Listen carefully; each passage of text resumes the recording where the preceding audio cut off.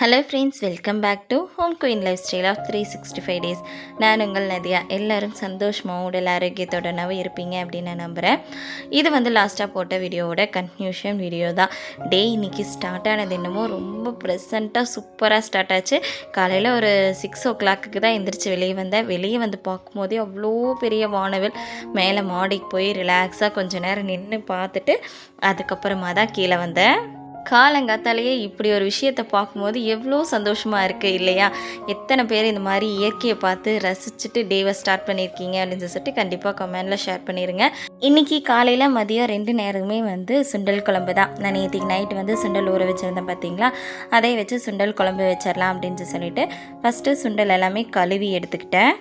எனக்கு வந்து அதில் பாதி சுண்டல் மட்டும் போதும், மீதி எடுத்து ஃப்ரீசரில் தான் நான் வைக்க போகிறேன். சுண்டல் ஃபஸ்ட்டு எவ்வளோ தேவையோ குழம்புக்கு தேவையான சுண்டல் எடுத்து குக்கரில் போட்டுட்டு தண்ணி ஊற்றி உப்பு போட்டு வேக வைக்கிறதுக்கு குக்கர் வச்சு விட்டுட்டேன். கிட்டத்தட்ட ஒரு 5லேருந்து 6 விசில் வரைக்கும் விட்டோம் அப்படின்னா நல்லா சூப்பராக வெந்து வந்துடும். அப்படியே நைட்டு ப்ரிப்ரேஷன் பண்ணி வச்சுருந்தேன் பார்த்தீங்களா, இஞ்சி பூண்டு பேஸ்ட்டு, வெங்காயம் தொளிச்சு வச்சது எல்லாத்தையுமே ஃப்ரிட்ஜிலேருந்து வெளியே எடுத்து வச்சுட்டு அதுக்கப்புறமா காலையில் பிரேக்ஃபாஸ்ட்டுக்கு சப்பாத்தியும் சுண்டல் குழம்பும் தான். சரி, சப்பாத்திக்கு மாவையுமே பிசைஞ்சிடலாம் அப்படின்னு சொல்லிட்டு மாவு போட்டு உப்பு எண்ணெய் போட்டு நல்லா கலந்து வச்சுக்கிட்டேன். இன்றைக்கி வந்து சப்பாத்தி மாவு நான் பிசைய போகிறதில்ல, இந்த அகாரா பிராண்டோட எலகண்ட் எக் பீட்டர் தான் மாவு பிசைய போகுது. ரொம்பவே சூப்பராக இருந்துச்சு. இந்த எலகண்ட் எக் பீட்டர் வந்ததுலேருந்து இதுலேயே தான் நான் மாவு பிசைஞ்சிட்ருக்கேன். இதில் 2 டைப் இதுவுமே கொடுத்துருக்காங்க. மாவு பிசையறதுக்கு ஒன்று, அதுக்கப்புறமா வந்து இந்த முட்டை பீட் பண்ணுற அந்த பீட்டர் ஒன்று, 2 விதமாக கொடுத்துருக்காங்க.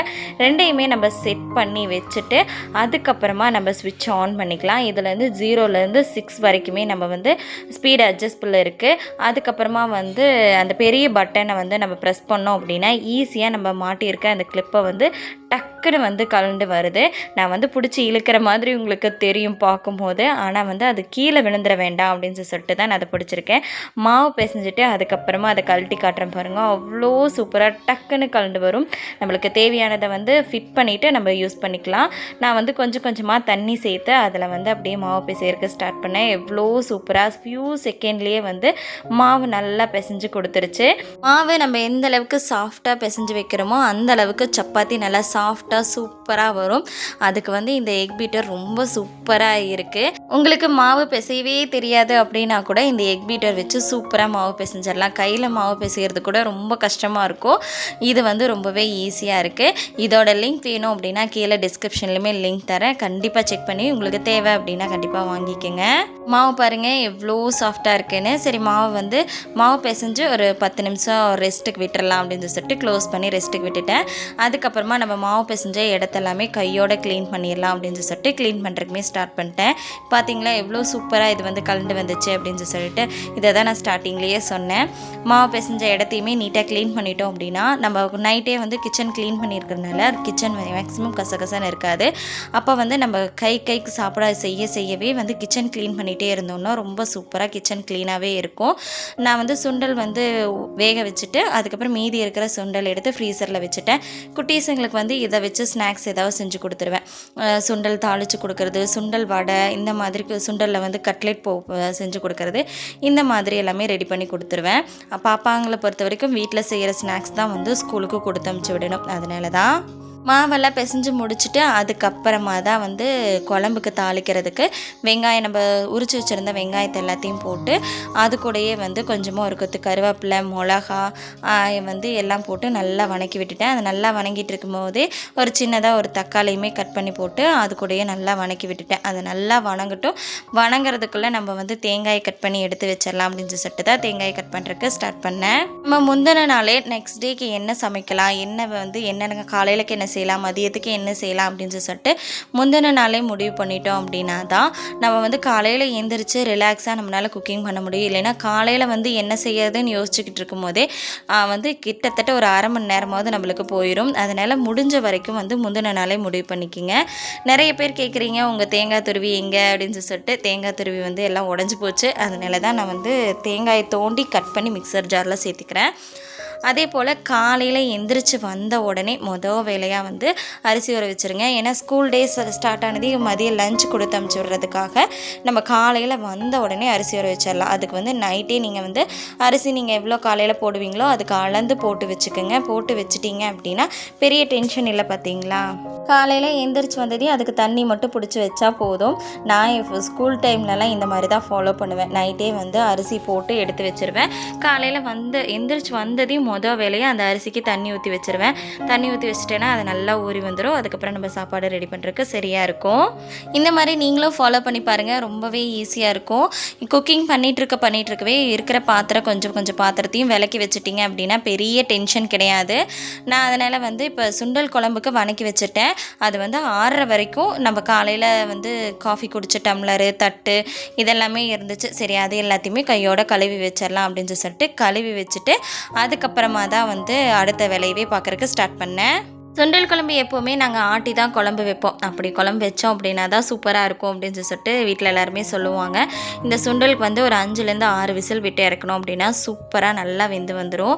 சுண்டல் குழம்புக்கு வணக்கிறதுக்கு வெங்காயம், மிளகா, தக்காளி எல்லாம் போட்டு நல்லா வணக்கி விடுங்க. அது கூட ஒரு கொத்து கருவேப்பிலை போட்டோம் அப்படின்னா சூப்பராக நல்லா மணமாக இருக்கும்.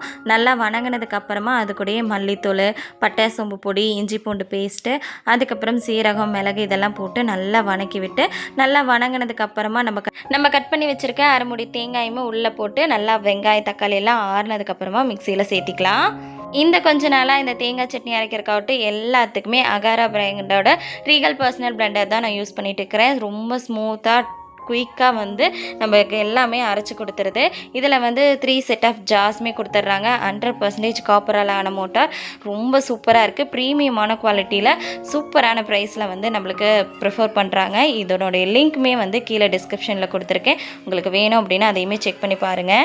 நல்லா அரைச்சிருச்சு. அதை அரைச்சதுக்கு அப்புறமா நம்ம அந்த சுண்டல் வந்து வேக வச்சு வச்சுருக்கிறோம். பார்த்தீங்களா, சுண்டல் வந்து உப்பு போட்டு தான் வேக வச்சுருக்கேன். அதனால் நான் உப்பு எதுவுமே சேர்த்துக்கல. நான் வந்து அப்படியே அந்த மசாலா அரைச்சதை அதுக்குள்ளே ஊற்றி அதுக்கு வந்து தனியாக அதுக்கு தாளித்து ஊற்றிடலாம் அப்படின்னு சொல்லிட்டு ஃபஸ்ட்டு அந்த மசாலா எல்லாம் ஃபுல்லாக மிக்ஸ் பண்ணி எடுத்து அடுப்பில் வச்சுட்டேன். அடுப்பில் வச்சுட்டு எண்ணெய் ஊற்றி கடுகு, கடலப்பருப்பெல்லாம் போட்டு கருவேப்பிலை போட்டு அதை நல்லா தாளித்து எடுத்து அதில் ஊற்றிட்டு குக்கர் மூடி போட்டு ஒரு 2 விசில் விட்டோம் அப்படின்னா சீக்கிரமாக அந்த மசால் வாசனையுமே போயிடும். டக்குன்னு குயிக்காக வந்து குழம்புமே ரெடி ஆயிடுச்சு. நான் வந்து எப்போவுமே குக்கிங் ஆகட்டும், க்ளீனிங் ஆகட்டும் டக்குன்னு சீக்கிரமாக செய்கிறது எப்படிங்கிறது தான் நான் ஃபாலோ பண்ணுவேன். குழம்பு அப்படியே வச்சு கொதிக்க வச்சோம் அப்படின்னா ரொம்ப நேரம் எடுக்கும். இதுவே வந்து இந்த மாதிரி குக்கர் வச்சு விட்டுட்டோம் அப்படின்னா 2 விசிலில் வந்து அந்த மசால் வாசனை அப்படியே சுத்தமாக போயிடும். வேணால் ட்ரை பண்ணி பாருங்கள். எந்த குழம்பாக இருந்தாலும் சரி இந்த மாதிரி குக்கர் வச்சு 1 விசில் இல்லை 2 விசில் விட்டிங்கன்னா பளிச்சுன்னு வந்து போயிடும். இந்த அகாரா பிராண்டோட ரீகல் பர்சனல் பிளெண்டர் வந்து எனக்கு யூஸ் பண்ணுறதுக்கு எந்த அளவுக்கு பிடிச்சிருக்கோ அதை விட அதிகமாக வாஷ் பண்ணுறதுக்கு எனக்கு ரொம்ப ரொம்ப பிடிச்சிருக்குது. இதை வாஷ் பண்ணுறது எதனால் பிடிச்சிருக்கு அப்படின்னு பார்த்திங்கன்னா, இந்த பிளேடை வந்து தனியாக நம்ம கழட்டி அதுக்கப்புறமா வாஷ் பண்ணிக்கலாம். அதனாலேயே இது ரொம்ப ரொம்ப பிடிச்சிருக்கு அப்படின்னு நான் சொல்கிறேன். இந்த பிளேடெல்லாம் வந்து ஃபுல் அண்ட் ஃபுல் ஸ்டெயின்லெஸ் ஸ்டீலில் கொடுத்துருக்கனால ரொம்பவே யூனிக்காக பார்க்குறதுக்கு ரொம்ப அழகாகவும் இருக்குது. உங்களுக்கு வேணும் அப்படின்னா டிஸ்கிரிப்ஷனில் லிங்க் தேவைப்படுறீங்க, செக் பண்ணி வாங்கிக்கோங்க. நம்ம 4 பாத்திரம் தான் இருக்குது, 5 பாத்திரம் தான் இருக்குது அப்படின்னு சொல்லிட்டு சிங்கில் பாத்திரம் நிறையா இல்லை, அதனால அப்புறமா விளக்கிக்கலாம் அப்படின்னு சொல்லிட்டு நம்ம ரெஸ்ட் எடுத்துட்டோம் அப்படின்னா நாள் முழுக்க கிச்சன்லேயே நின்று இந்த பாத்திரத்தை விளக்குற மாதிரியே நம்மளுக்கு தோணும். அதனால முடிஞ்ச வரைக்கும் இருக்கிற பாத்திரத்துங்களை கைக்கு வந்து விளக்கிக்கிங்க. நைட் இந்த மாதிரி கிச்சன் எல்லாம் க்ளீன் பண்ணி முடிச்சுட்டு நம்ம மார்னிங் வந்து எந்திரிச்சு இந்த மாதிரி சமைக்கும் போது ரொம்ப ரிலாக்ஸாக இருக்கும். அதனால் முடிஞ்ச வரைக்கும் நைட்டே வந்து கிச்சன் எல்லாத்தையுமே க்ளீன் பண்ணி வச்சுட்டு படுத்து தூங்கிடுங்க. இன்றைக்கி வந்து சுண்டல் குழம்புக்கு தொட்டுக்கிறதுக்கு வந்து புடலங்காய் பொரியல் தான் நான் ரெடி பண்ண போகிறேன். இந்த புடலங்காய் வந்து நைட்டே எங்கள் மாமியார் கட் பண்ணி வச்சுட்டாங்க. அவங்க வந்து சீரியல் பார்த்துட்ருக்குற அந்த டைம்லேயே அந்த கேப்லேயே வந்து இந்த புடலங்காயுமே கட் பண்ணி எடுத்து வச்சுட்டாங்க. இந்த புடலங்காய் பொரியலும் ரொம்ப சிம்பிளாக எண்ணெய் ஊற்றி கடுகு போட்டு கடுகு நல்லா பொரிஞ்சதுக்கப்புறமா நிறைய ஒரு கை நம்ம கடலப்பருப்பு போட்டு கடலப்பருப்பு ஓரளவுக்கு வணங்கினதுக்கப்புறமா நம்ம கட் பண்ணி வச்சுருக்க புடலங்காயை உள்ளே போட்டு அது கூடயே உப்பு, மஞ்சத்தூள், மிளகா பொடி போட்டு நல்லா கப்புன்னு மூடி வச்சிட்டிங்க அப்படின்னா அதுக்கு பெருசாக தண்ணியே ஊற்ற தேவையில்லை. தண்ணி கொஞ்சமாக ஊற்றுனீங்கன்னா கூட போதும். ஒரு 1/2 கிளாஸ் 1/4 கிளாஸ் ஊற்றுனீங்கன்னா போதும், சீக்கிரமாக வெந்துடும். அதை இறக்குறதுக்கு முன்னாடி ஒரு 10 நிமிஷத்துக்கு முன்னாடி தேங்காய் துருவி போட்டிங்க அப்படின்னா சூப்பராக இருக்கும் புடலங்காய் பொரியல். நான் இந்த மெத்தடில் தான் செஞ்சுட்ருக்கேன். உங்களுக்கு வேறு ஏதாவது மெத்தட் தெரியும் அப்படின்னா அதையும் கமெண்டில் ஷேர் பண்ணுங்கள். வேணும்னா நான் அதையுமே ட்ரை பண்ணி பார்த்துட்டு எப்படி இருக்குன்னு கமெண்டில் வீடியோவில் ஷேர் பண்ணுறேன். சாப்பாட்டுக்கு ஒலை வச்சு விட்டுட்டு அப்படியே கடகடன்னு குழம்புக்கு தாளிச்சாச்சு. இப்போ வந்து குழம்பு ரெடி ஆயிருச்சு. அடுத்தது வந்து நம்ம புடலங்காய் பொரியலுமே தாளித்து விட்டுட்டோம். நம்ம நான்ஸ்டாப்பாக அடுப்புக்குமே ரெஸ்ட்டு கொடுக்காம கடகடன்னு எல்லா வேலையும் செஞ்சுட்டே இருந்தோம்னா அவ்வளோ சீக்கிரம் குயிக்காக எல்லாமே ரெடி ஆயிரும். முடிஞ்ச வரைக்கும் காலையில் எந்திரிச்சதையுமே டிவி போட்டு பார்க்குறது, செல்லு பார்க்குறது, இந்த வேலையெல்லாம் தயவு செஞ்சு தவிர்த்துருங்க. இதெல்லாம் பண்ணணும் அப்படின்னா கண்டிப்பாக நம்மளுக்கு லேட் ஆகும். நம்ம என்ன தான் மார்னிங் சீக்கிரமாக எந்திரிச்சோம் அப்படின்னாலுமே ஃபோனை எடுத்து ஒரு 10 நிமிஷம் பார்க்குறோன்னு சொல்லிட்டு பார்த்தோம் அப்படின்னா கண்டிப்பாக அரை மணி நேரம் 3/4 மணி நேரம் இல்லாமல் நம்மளால் வந்து அந்த ஃபோனை வைக்கவே முடியாது. அதனால் நம்மளால் வந்து மார்னிங் சீக்கிரமாக குக்கிங் பண்ண முடியாது. நிறைய வேலை பெண்டிங் ஆயிரும். இந்த மாதிரியெல்லாம் ஆகக்கூடாது அப்படின்னா மார்னிங் வந்து டிவி போடுறதோ செல்லு பார்க்குறதோ இந்த வேலையெல்லாம் எதுவுமே பண்ணாதீங்க. வீட்டில் இருக்கிறவங்களையும் பார்க்க விடாதீங்க.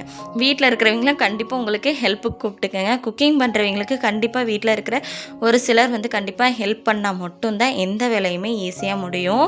வீட்டில் இருக்கிறவங்க நிறைய பேர் பேசுவாங்க, வீட்டில் உனக்கு குக்கிங்கை தாண்டி வேறு என்ன வேலை இருக்குது, வீட்டை க்ளீனாக வச்சுக்கிறத தாண்டி உனக்கு வேறு என்ன வேலை இருக்குது அப்படின்னு சொல்லிட்டு சொல்லுவாங்க.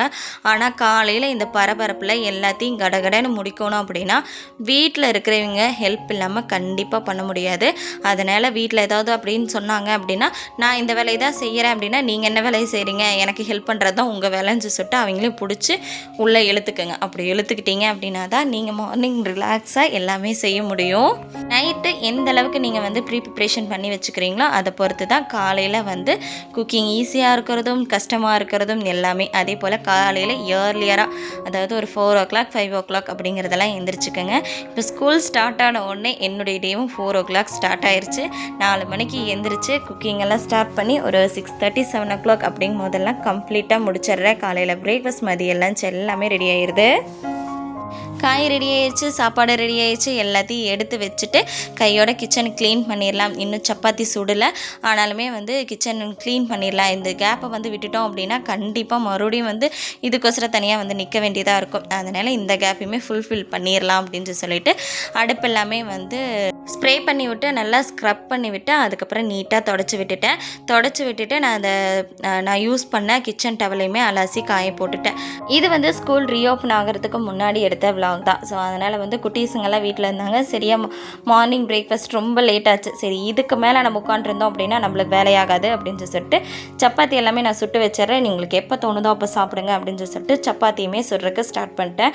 சப்பாத்தியெல்லாம் சுட்டு வச்சுட்டோம் அப்படின்னா குட்டீஸுங்களுக்கு எப்போ தேவையோ அப்போ சாப்பிட்டுப்பாங்க இல்லையா. இது வந்து ஸ்கூல் ரீஓப்பன் ஆகிறதுக்கு முன்னாடி எடுத்த விலாக் அப்படிங்கிறதுனால தான் பொறுமையாக ரிலாக்ஸாக நின்று செஞ்சிட்ருக்கேன் அப்படின்னு சொல்லிட்டு நீங்கள் நினைக்கலாம். அப்படியெல்லாம் கிடையாது. நான் வந்து ஸ்கூலாக இருந்துச்சு அப்படின்னாலுமே நான் இவ்வளோ பொறுமையாக தான் நின்று ஒவ்வொன்றையுமே செய்வேன்.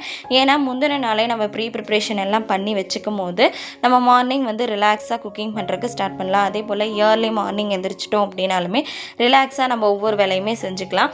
அடுத்தடுத்த வீடியோ வந்து நான் வந்து குட்டீஸுங்களுக்கு ஸ்கூலுக்கு எந்த மாதிரியான ப்ரிப்ரேஷன் எல்லாம் பண்ணுறேன், மார்னிங் எப்படி இயர்லியராக எந்திரிச்சு எந்த மாதிரியே நான் வந்து ரிலாக்ஸாக மார்னிங்கை வந்து பிரேக்ஃபாஸ்ட்டு மதியம் லஞ்ச் எல்லாமே ரெடி பண்ணுறேன் அப்படிங்கிறத நெக்ஸ்ட் வீடியோவில் நான் கண்டிப்பாக உங்களோட நான் ஷேர் பண்ணிக்கிறேன்.